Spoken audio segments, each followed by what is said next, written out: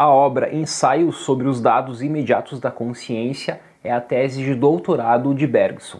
Ele defende neste ensaio contra o cientificismo e o positivismo, correntes importantes do século XIX, a possibilidade e a preeminência de uma intuição metafísica da duração e da liberdade. A intuição metafísica é a aptidão do ser humano de conhecer-se a si mesmo como pura duração. Ele mostra também nesse ensaio que a ciência experimental confunde a duração, que é a dimensão própria da consciência, com o espaço, que é a dimensão na qual se desenrolam os fenômenos físicos. A necessidade de separar e distinguir os fenômenos uns dos outros para a comodidade da vida social leva os seres humanos a ignorar a sua própria vida psíquica, vida essa profunda e pessoal, em benefício de uma representação simplificada e impessoal de sua experiência, transmitida pela linguagem e pela sociedade. A ciência experimental explica qualquer fenômeno a partir do princípio da causalidade, causa e efeito. Neste contexto,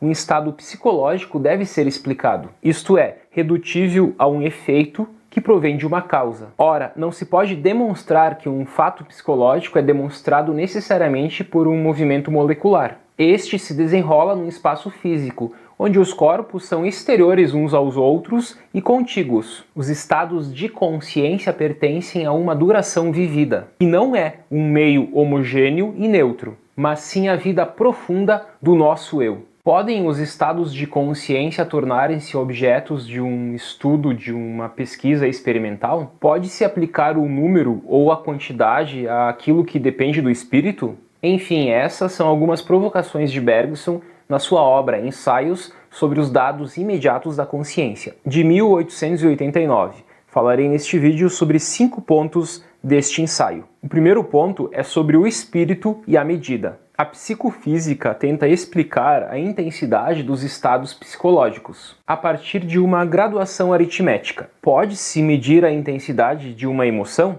Isso não é importar para o domínio interior aquilo que provém da experiência exterior, do espaço e dos objetos que o ocupam? Segundo Bergson, a variação na intensidade do domínio psicológico é uma modificação qualitativa e não quantitativa. O segundo ponto diz que somente podemos medir aquilo que depende do espaço. A multiplicidade dos objetos materiais é imediatamente enumerável, porque simplesmente esses objetos estão localizados no espaço. Eles não ocupam o mesmo lugar que se pode distingui-los ou contá-los. Os estados psicológicos, assim como as sensações, jamais são dados no espaço. Para enumerá-los, é preciso transportá-los para um espaço que é imaginário. Isto é, simbolizá-los por representações que pertencem à dimensão do espaço. O terceiro ponto é sobre a duração vivida e medida do tempo. Diz Bergson, quando escreveu o seu ensaio, que a ciência considera o tempo e o espaço como meios homogêneos, isto é, como um quadro vazio no interior do qual as coisas e os acontecimentos tomariam lugar. A homogeneidade é a ausência total de qualidade. Para Bergson, o que caracteriza a consciência da duração é a experiência de uma mudança qualitativa de nossos estados interiores. Assim, a duração vivida não se mede. O ponteiro do relógio apenas percorre um espaço, e este espaço percorrido não parece ser do tempo, a não ser para um ser consciente, que seguindo com os olhos este movimento espacial o associa à sua experiência vivida. O penúltimo ponto deste vídeo é sobre os 2 aspectos do eu. Nossa apreensão da vida interior é deformada com esta confusão da duração com espaço. Nosso eu profundo se desenrola numa duração qualitativamente determinada, dentro da qual os estados de consciência não se justapõem uns aos outros, mas formam um todo em perpétua modificação. Ao contrário,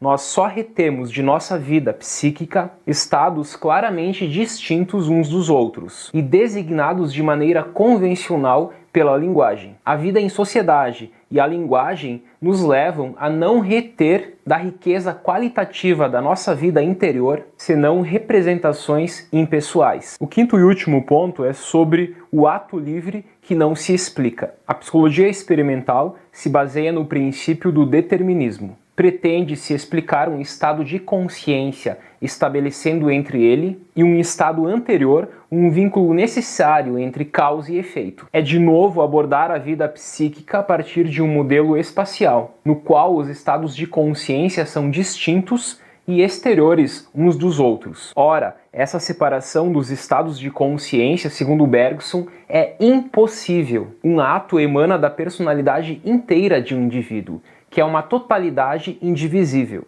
Até mais.